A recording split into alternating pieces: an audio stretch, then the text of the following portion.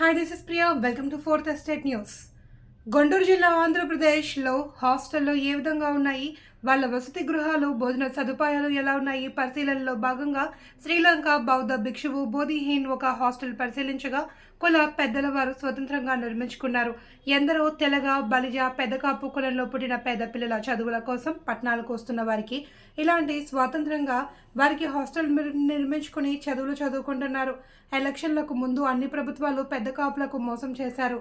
అన్ని విద్యార్థులు బాధపడుతున్న వాళ్ళ కుల సంఘ సభ్యులు ఓట్లతో నెగ్గిన మీరైనా పెదకాపు బలిజ తెలగ విద్యార్థులకు సహకారం చేయవలసిందిగా ఎన్డీఏ అని కూటమి ప్రభుత్వాన్ని కోరారు. ఈ కార్యక్రమంలో కుల సంఘ సభ్యులైన బలిశెట్టి విజయకుమార్, తుమ్మల కృష్ణకిషోర్, రోహిత్, నిశాంకరరావు, పెమ్మ వెంకట, కేశవ, అభినాష్, ఉరుబండి శ్రీకాంత్, డేగల వెంకటేశ్వరరావు, కూటాల కృష్ణ తదితరులు పాల్గొన్నారు. ఈ ట్రస్ట్కి దానం చేయండి.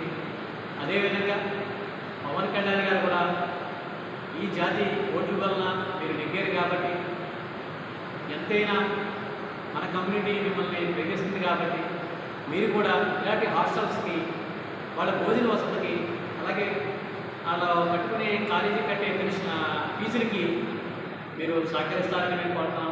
అదేవిధంగా మొత్తం తెలగ బలిజ ఒంటరి కాపు కులాలు అందరూ అదొక వేస్తే ఈ ట్రస్ట్ ముఖ్యంగా వీళ్ళ దగ్గర నేను భోజనం చేశాను, చాలా బాగుంది, అద్భుతంగా ఉంది. వాళ్ళే డబ్బులు వేసుకుని హాస్టల్ మెయింటైన్ చేసుకుంటున్నారు.